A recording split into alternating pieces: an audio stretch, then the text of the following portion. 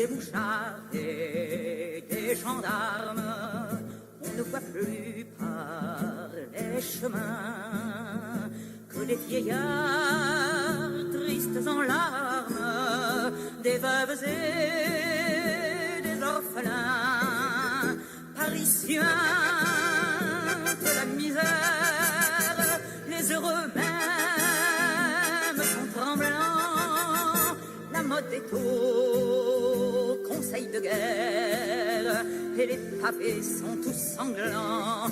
Oui, mais ça branle dans le manche, les mauvais jours finiront. Égare à la revanche, quand tous les pauvres s'y mettront, quand tous les pauvres s'y mettront. On traque, on enchaîne, on fusille tout ce qu'on ramasse au hasard. La mère à côté de sa fille, l'enfant dans les bras du vieillard. Les châtiments du drapeau rouge sont remplacés par la terreur de tous les chenapans de bouge, valets de roi et d'empereur. Oui, mais ça branle dans le manche, les mauvais jours finiront. Égare à la revanche, quand tous les pauvres s'y mettront, quand tous les pauvres s'y mettront. Demain, les gens de la police refleuriront sur le trottoir, fiers de leurs états de service et le pistolet en sautoir. Sans pain, sans travail et sans armes, nous allons être gouvernés par des mouchards et des gendarmes, des sabres peuples et des curés. Oui, mais ça branle dans le manche, les mauvais jours finiront. Égare à la revanche, quand tous les pauvres s'y mettront, quand tous les pauvres s'y mettront. Le peuple au collier de misère sera-t-il donc toujours rivé? Jusqu'à quand les champs de guerre tiendront-ils le haut du pavé? Jusqu'à quand la sainte clique nous croira-t-elle un vil bétail? À quand enfin la République de la justice et du travail? Oui, mais ça branle dans le manche, les mauvais jours finiront. Égare à la revanche, quand tous les pauvres s'y mettront, quand tous les pauvres s'y mettront.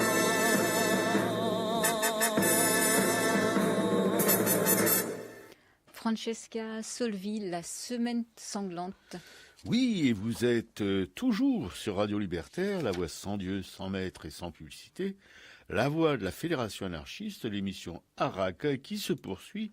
Il y a eu un petit bouleversement du programme traditionnel, on a fait passer la partie artistique avant la suite, avant si vous voulez, la partie politique. Donc on s'y colle tout de suite. Dominique Paula Dardouin est notre invitée, elle est partie, elle devait partir à midi, c'est justement pour ça qu'on avait un peu bouleversé nos programmes habituels. Elle me prend pour une radio commerciale. Bon. Et on va commencer donc par la citation à propos de mon presse-papier. « Le mensonge souligne et aggrave le tort qu'il espérait cacher. » C'est une citation de Eugène Marbeau, Les remarques et pensées de 1901. Et donc, j'ai intitulé mon presse-papier « Le rideau de fumée ». Voyez-vous ? Il pollue l'atmosphère déjà assez délétère de notre belle France de rentiers frileux, imbéciles et grabataires, et il est alimenté par une pétition qui dénonce un ethnocide des Juifs de ce pays. Et derrière cette sorte de manifeste, des personnalités du monde de la culture et du spectacle, mais pas uniquement, avec quelques têtes de pont connues pour leur engagement aux côtés de l'État colonial israélien dont ils soutiennent les exactions et les crimes en Palestine occupée. Inutile de les citer pour ne pas leur faire une publicité inconvenante et gratuite. Mais ce qu'il ressort de cette initiative peut s'assimiler à une tentative pitoyable de masquer justement le drame qui se joue une fois de plus à Gaza, avec les manifestations pacifiques des Gazaouis pour commémorer le vol de leurs terres par les colons israéliens. Il ne faut surtout pas laisser faire ceux qui veulent nous en informer, par peur des réactions négatives à la tuerie en cours le long de la frontière entre occupés et occupants.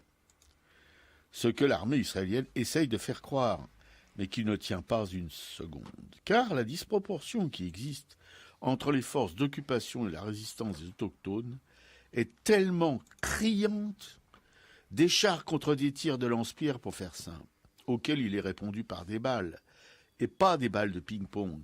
Il faut préciser que cette armée de soudards sanguinaires est, d'après le gouvernement israélien, la plus morale du monde. Comme si une armée, quelle qu'elle soit, peut être morale. Une armée a la mission de tuer, qu'elle soit défensive, dissuasive ou le contraire. Ce billet n'a pas pour but de faire un cours sur l'art de massacrer les gens, mais plus simplement de rappeler les faits incontestables, et c'est ce qui dérange les signataires de cette pétition. Mais la manœuvre est si grossière qu'elle risque de faire oublier ce qui est en jeu aujourd'hui dans ce qu'il reste d'un territoire colonisé depuis 70 très longues années. Les mensonges les plus éhontés et le cynisme le plus crasseux, l'indifférence aussi, pèsent bien lourd pour l'international des imbéciles que la vérité. Des imbéciles que la vérité. Différent. Et puis quand ceux qui se livrent avec une complaisance servile à ces tentatives médiocres de déguisement de l'histoire sont ceux qu'ils sont, c'est-à-dire des gens de peu, comparables à des brigands qui détroussent sans vergogne la mémoire d'un petit peuple livré à l'appétit féroce et insatiable de colons, aidés par une armée pour assouvir leur appétit de terre qui ne leur appartiennent pas. Une bouffonnerie cruelle qui n'aura de cesse que lorsque le dernier Palestinien exhalera son dernier souffle. Ce n'est pas un ethnocide, mais un génocide qui élimine physiquement des êtres humains. Alors, mesdames et messieurs les pétitionnaires, vous finirez comme tous vos semblables dans l'histoire de l'humanité, dans les fosses communes de cette histoire. Et on vous y souhaite un bon séjour en la bonne compagnie de tous les génocidaires passés, vivants ou futurs, que du beau linge sanglant. Voilà. Parce que, si vous voulez, je me suis hélas pas inspiré d'un texte de Dominique Vidal. Je l'ai connu après avoir écrit mon billet. Un texte qu'il a publié le 23 avril sur son blog sur le site de Mediapart. Voilà. Et dans cette lettre, que vous devez absolument lire, il précise des choses très importantes, voilà. Que les violences, par exemple les violences anti-juives en France, après un pic au début du siècle, ont connu depuis une décrue progressive, confirmée en 2017. Voilà. Il donne des précisions que moi je peux pas donner dans un billet qui fait à peine une page, alors que lui, ces précisions, il les donne sur 4 pages, voilà. Hein. Mais je voulais revenir, par exemple, sur la dernière guerre mondiale avec, si vous voulez, les juifs de confession, les juifs français, quoi, là, qui ont été emmenés en convoi ferroviaire depuis Drancy au camp de la mort nazi. Eh bien, si vous voulez, il y a eu que les 4/5 des juifs déportés. Non, il y a eu qu'1/5 des juifs français qui ont été déportés par les autorités françaises et les nazis. Voilà. Ça, c'est pour mettre au point aussi que, si vous voulez, les communistes, les gaullistes, tous les à part les partis extrêmes, quoi, comme les milices, etc., voilà, tous les extrémistes fascistes, mais la plupart des partis politiques ou des tendances, etc., ont fait tout ce qu'ils pouvaient pour protéger nos concitoyens de confession juive. Voilà. C'est peut-être un éclairage nouveau pour la plupart d'entre vous, même pour moi, parce que je ne connaissais pas cette information quand même très importante. Je pensais toujours que les Français s'étaient complètement désintéressés, étaient des complices de cette Shoah française en tout cas. Eh ben pas. Il y a un quart ou un cinquième, je sais pas. Enfin bref, de trop, évidemment. Même si un seul juif français avait été déporté depuis Drancy, ça aurait été déjà un juif de trop. Voilà. Mais bon.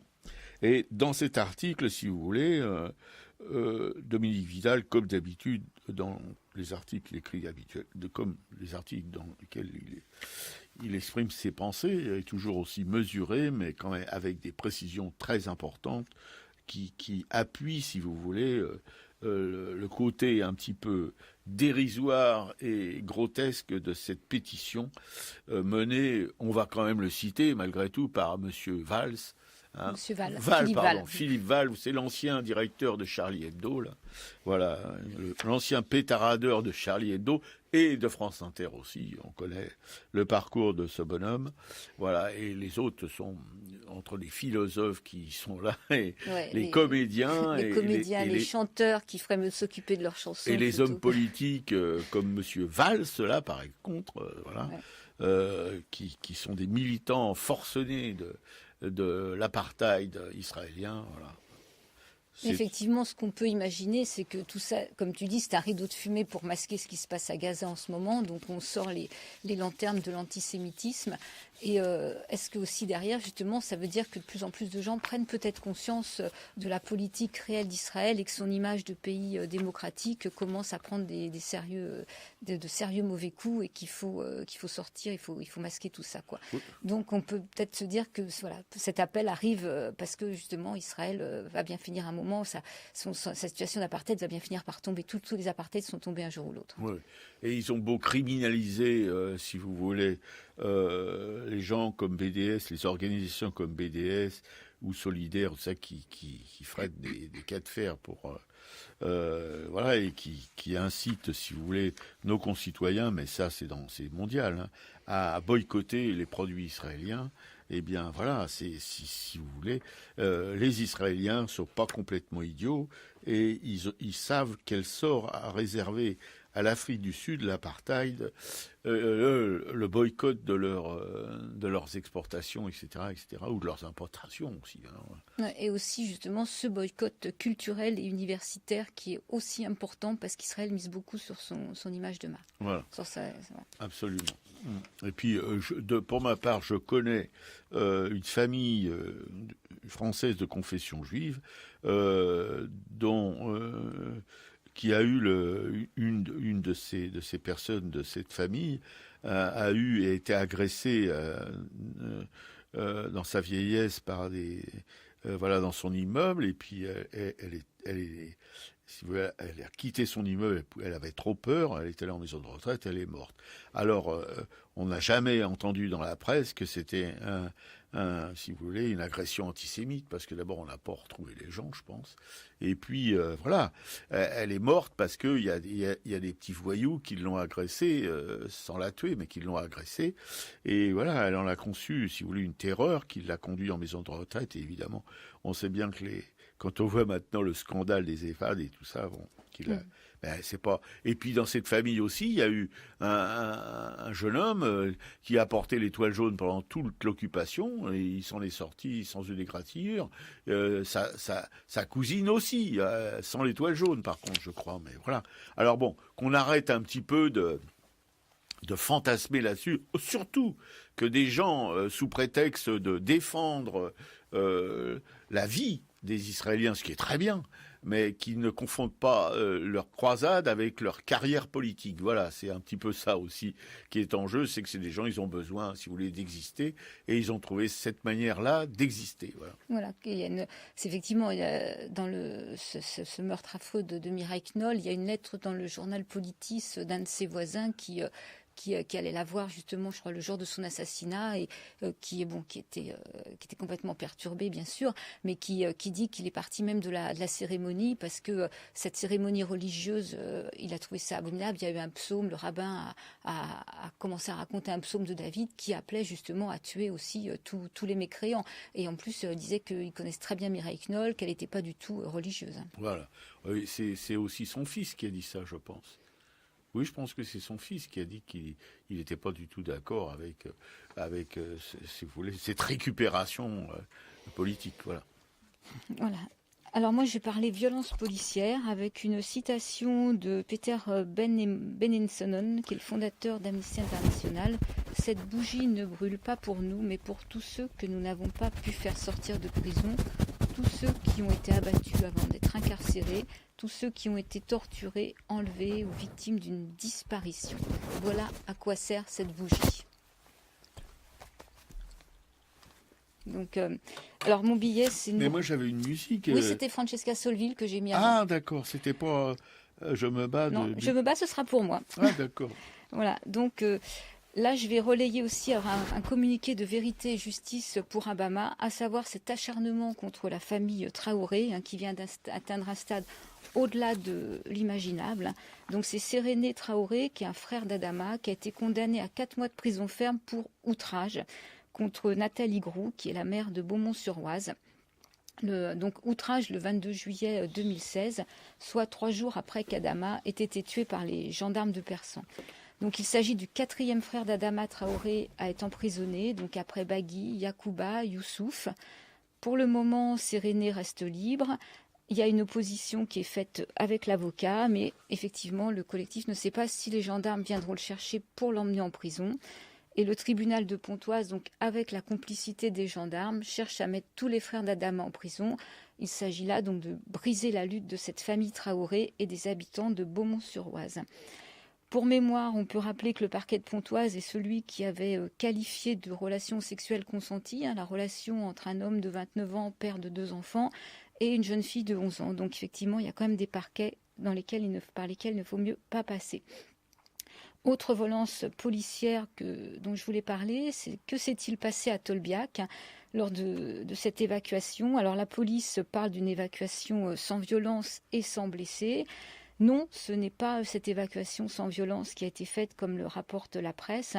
Aux alentours de 5 heures le vendredi 20 avril, donc dans cette faculté de Tolbiac qui est occupée par le mouvement étudiant, la police intervient pour en déloger les occupants et 2 témoins directs ont rapporté des détails à Reporters. Il y a un petit groupe d'occupants dont les témoins, il y avait des SDF qui participaient activement à l'occupation depuis une dizaine de jours, qui tentent de fuir la police en s'échappant par l'arrière du bâtiment via les terrasses.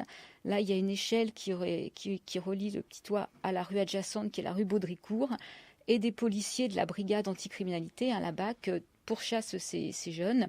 Donc tous les occupants parviennent à descendre dans la rue, sauf un.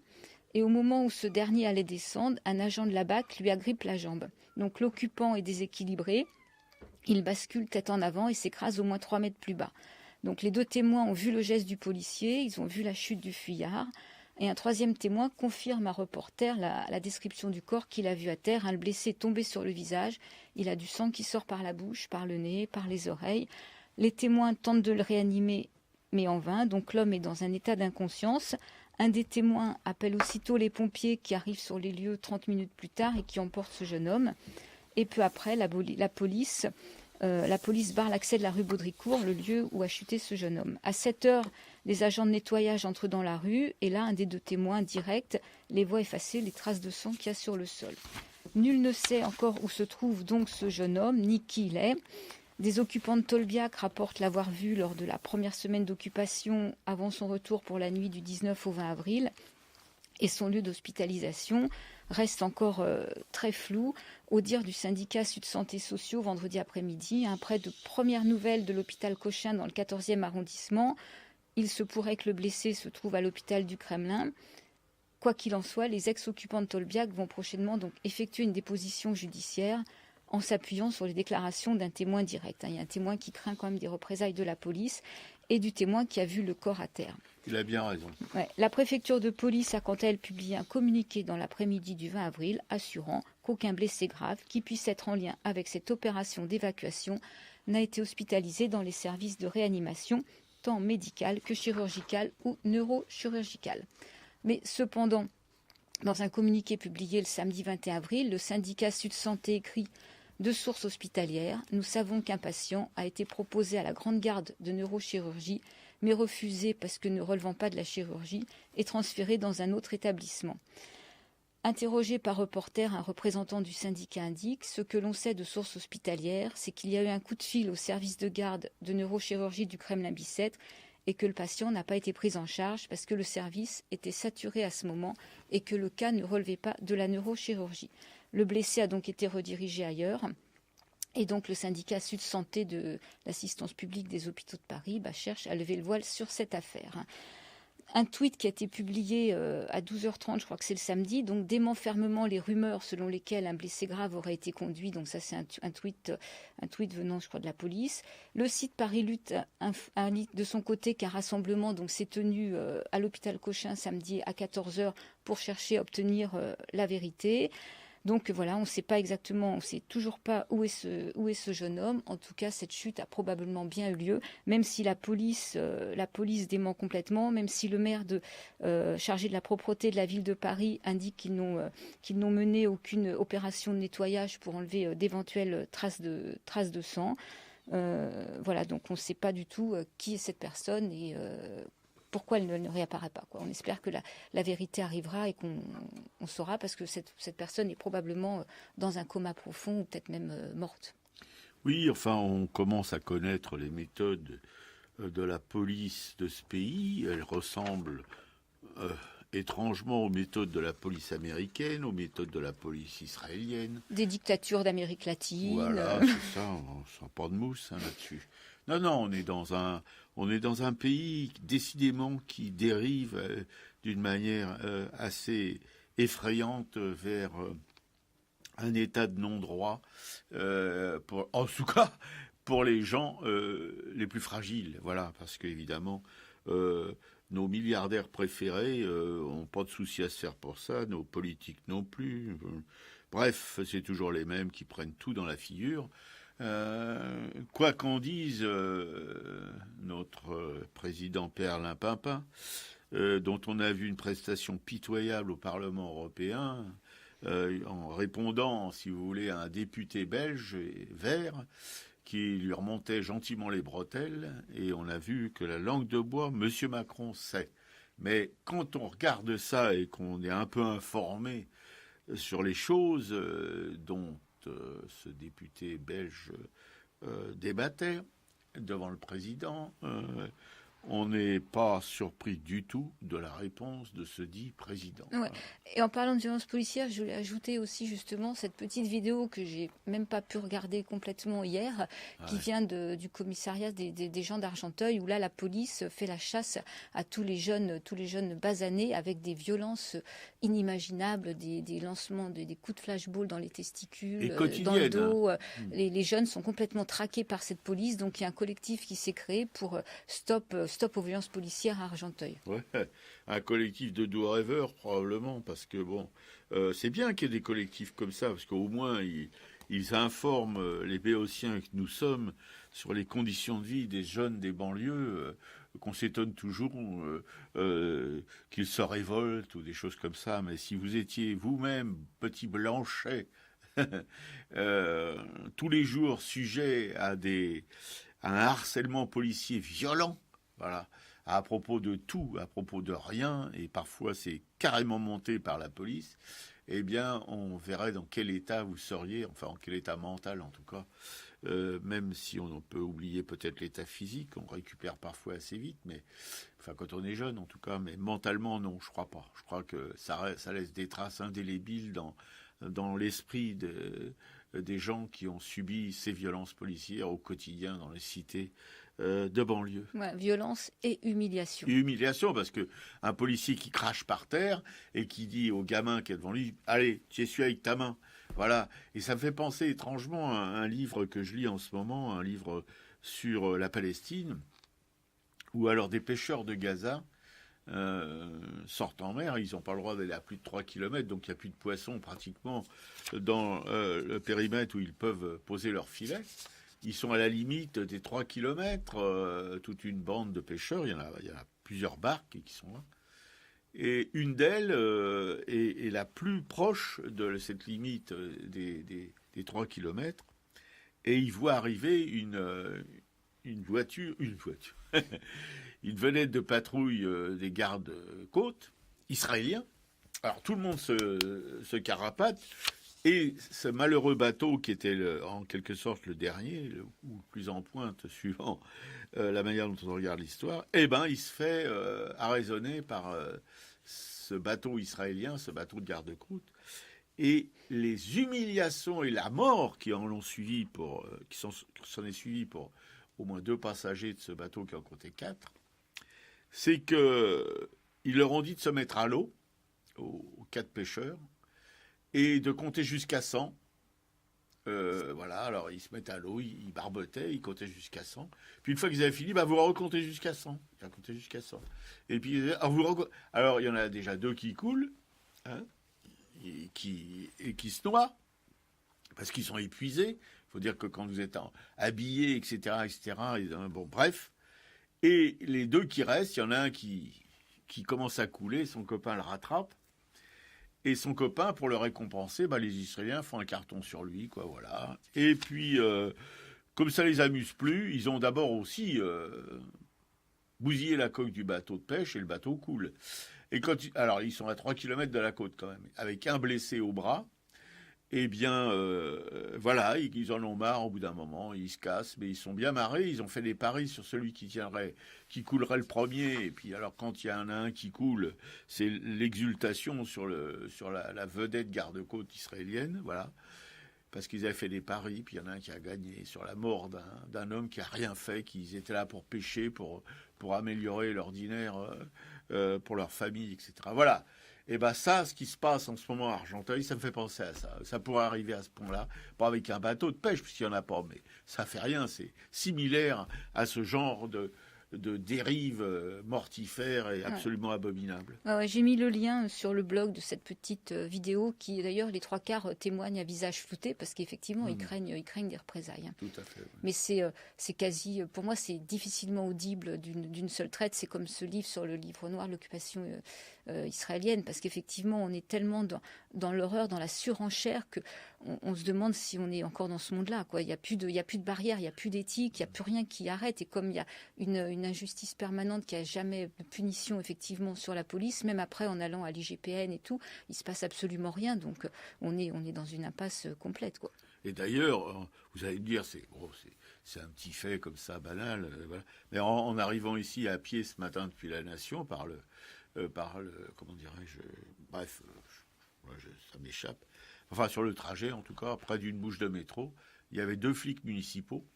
Vous savez, c'est 2 flics municipaux, 2 flics de la milice municipale.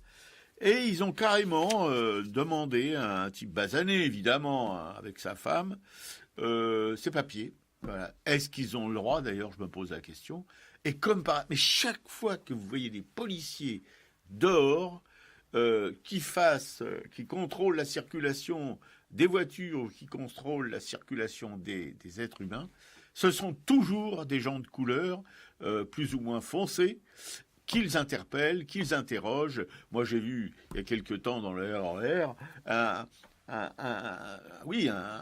probablement un Maghrébin, eh bien, on lui faisait tout mettre par terre, tout ce qu'il avait sur lui, c'était en tas par terre devant lui, puis après, il fallait qu'il ramasse, et puis voilà. Voilà, ça ressemble à des... il les tue pas, mais il y en a pas... Si vous voulez, si jamais l'interpellé excédé ou des vexations, etc., se rebelle, alors là, le pauvre vieux, il en a un peu plus... il aura un peu plus de temps pour s'en remettre qu'une simple verbalisation.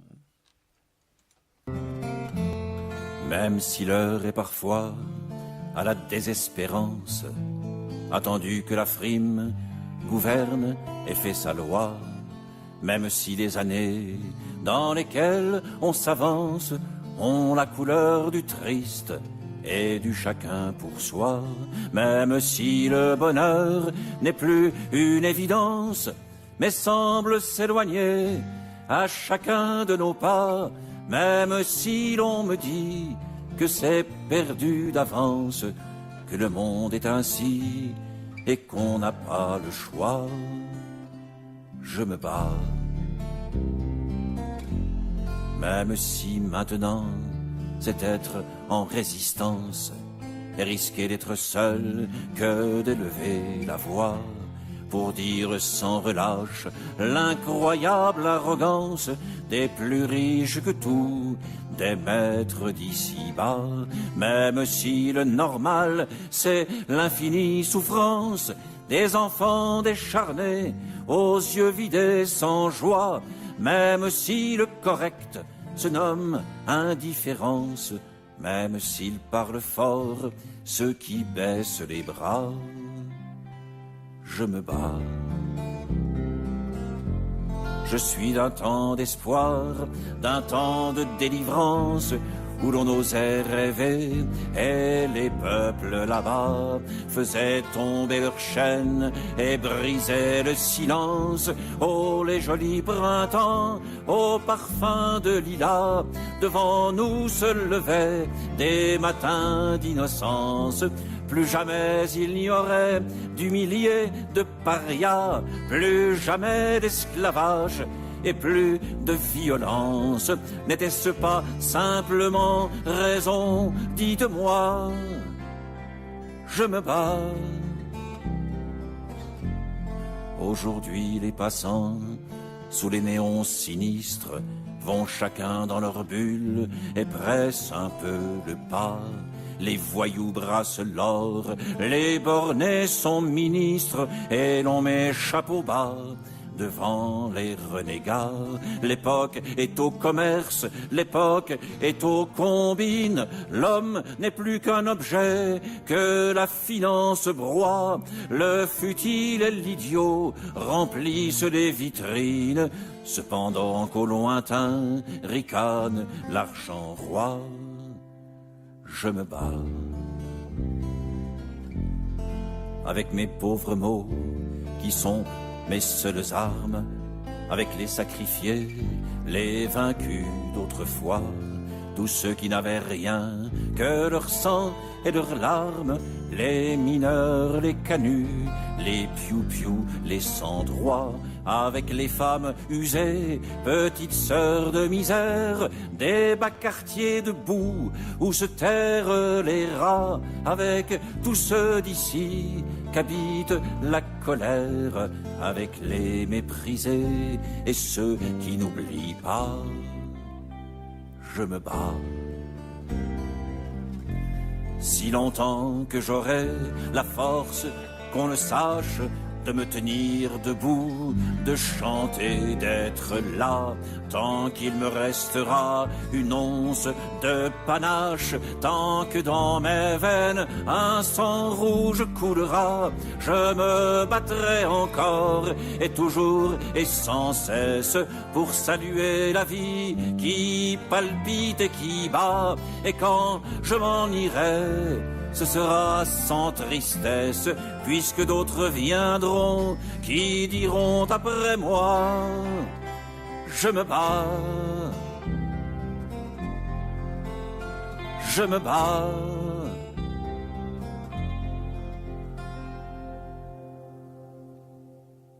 Je me bats, Michel Buller. Vous êtes toujours sur Radio Libertaire, enfin j'espère pour vous. La voix sans Dieu, sans maître et sans publicité de la voix de la Fédération anarchiste. L'émission à Racaille, qui va évidemment bientôt mettre la clé sous la porte. Mais avant, un petit tour des expositions de France et de Navarre. Enfin, en l'occurrence, la Navarre, c'est du côté de Carcassonne. Donc, du côté de Carcassonne, donc l'exposition dont nous parlait Dominique Paulade-Ardouin, justement en quête de Graal à Montaulieu. Sinon, pour plus près d'ici, c'est Nathalie Auvion, Nathalie dont nous aimons bien relayer les informations qui animent l'émission avec Denis sur l'entonnoir. C'est une errance musicale, vidéo musicale sur la petite ceinture avec une session électro. Alors c'est Dom et Nathalie Auvion qui nous invitent le 2 mai à 21h au 103 rue Julien Lacroix. Une exposition Franz Mazurel à Nancy, on l'avait évoqué la semaine dernière. Alors, Franz Mazurel est un graveur engagé. Il y a 2 lieux d'exposition à Nancy. Il y en a à l'hôtel, il y a un lieu à l'hôtel du département et à l'Institut Goethe. À l'Institut Goethe, c'est un travail sur le livre La contrainte de Stefan Zweig. Au musée Camille Pissarro à Pontoise, une exposition Gustave Loiseau, qui est un contemporain de Pissarro et qui a peint aussi Paris, Auvers, Pontoise. Agnès Dubart, qui expose Toucher le soleil, c'est jusqu'au 5 mai, c'est à la galerie Sago, c'est 10 rue de Bussy dans le 6e arrondissement. Voilà, après les expositions dont on a déjà parlé, Chaya Stochka à Maison Rouge, jusqu'au 20 mai, ainsi que les Black Dolls, ces poupées noires. Les Hollandais à Paris au Petit Palais, la rétrospective Jean Fautrier au Musée d'Art Moderne, Georges Michel, le paysage sublime à la Fondation Custodia, 121 rue de Lille, Corot, le peintre et ses modèles au Musée Marmottan jusqu'au 8 juillet, Turbulence dans les Balkans à la Halle Saint-Pierre, Gérard Yarouste avec 3 lieux d'exposition, au Musée de la Chasse et de la Nature, aux Beaux-Arts et à la Galerie Templon. Au Grand Palais, c'est Kupka, dont nous avons évoqué le travail la semaine dernière. Et au Louvre, jusqu'au 23 juillet, c'est une exposition de la Croix. Voilà, merci beaucoup, Piquet-Coup, pour nos auditeurs, évidemment. Et puis le culturel de la semaine, alors avec Fellini, pour le film Amarcord. Ouais, c'est un film qui est pas tout nouveau. Hein, non. C'est un film de 1973 que ma copine Karine m'a prêté, donc je voulais le regarder quand même avant de lui rendre.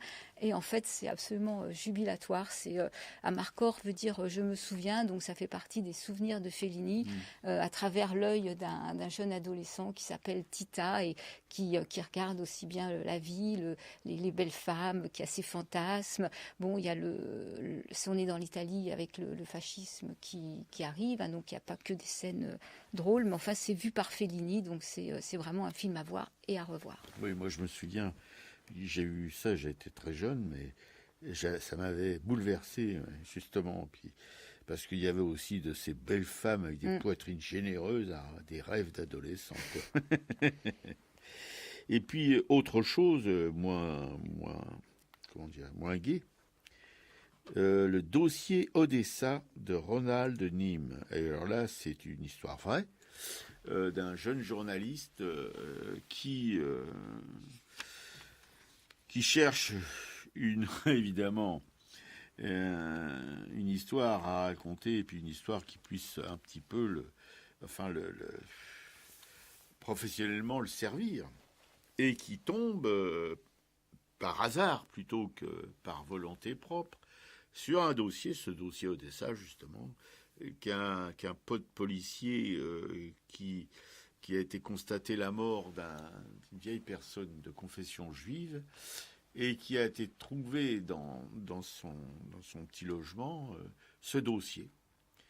Et alors, il le refile à son copain journaliste en lui disant « Bon, tu me le rendras, mais j'ai pas le droit de faire ça, mais regarde si ça t'intéresse, etc. » Et ce jeune journaliste regarde si ça l'intéresse, et ça l'intéresse. Voilà, et ça l'intéresse même beaucoup parce que, enfin, ça sera dévoilé à la fin du film, le pourquoi, je vous le dis pas, hein. Mais bon, ça l'intéresse beaucoup parce que c'est pas la question de l'antisémitisme, etc., ou des exactions nazies que ça l'intéresse. Mais ça sera à la fin. En tout cas, il va rencontrer, au cours de sa quête d'information, de son enquête journalistique, il va croiser le chemin de nazis encore vivants, qui sont des assassins, enfin, voilà, qui ont participé à l'extermination des Juifs d'Europe centrale, mais aussi à l'internement de militants communistes, socialistes, etc., allemands, quoi, des nazis, des purs nazis, et qui avaient en leur possession un magot assez conséquent, qu'ils ont réussi à planquer, et quand il y a eu la défaite de leur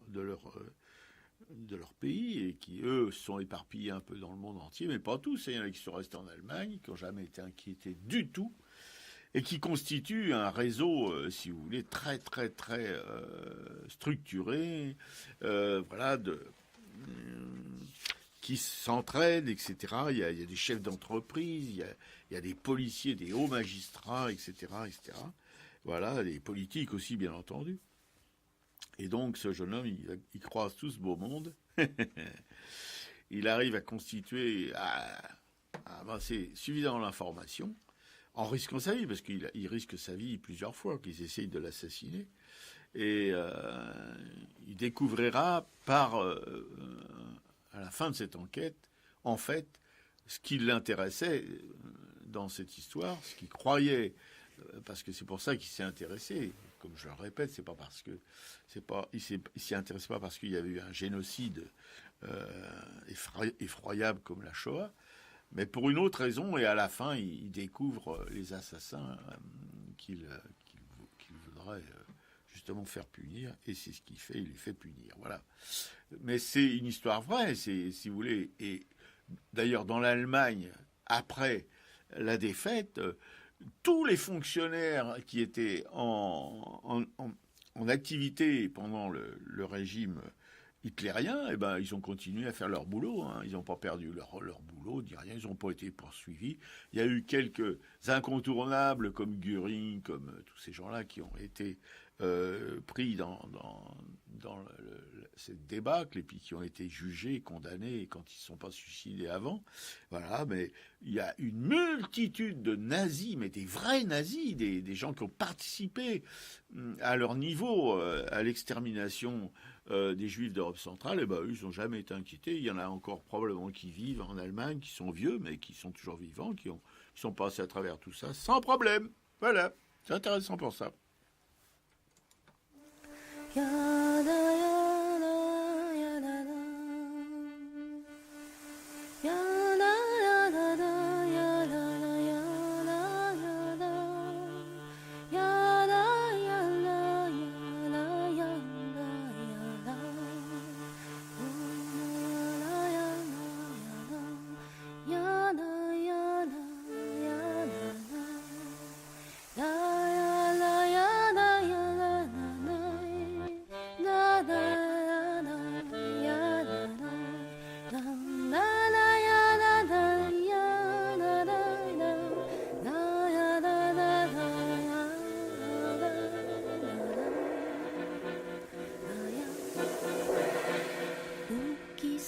Sans passer les femmes, nous qui n'avons pas d'histoire.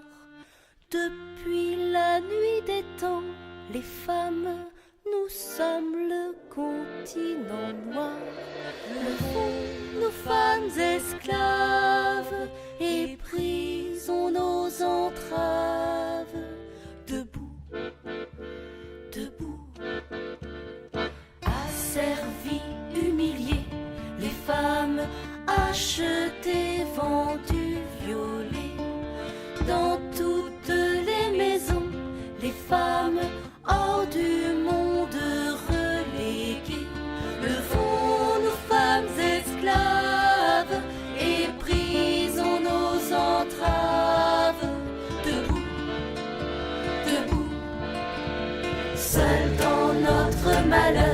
les femmes, l'une de l'autre ignorées.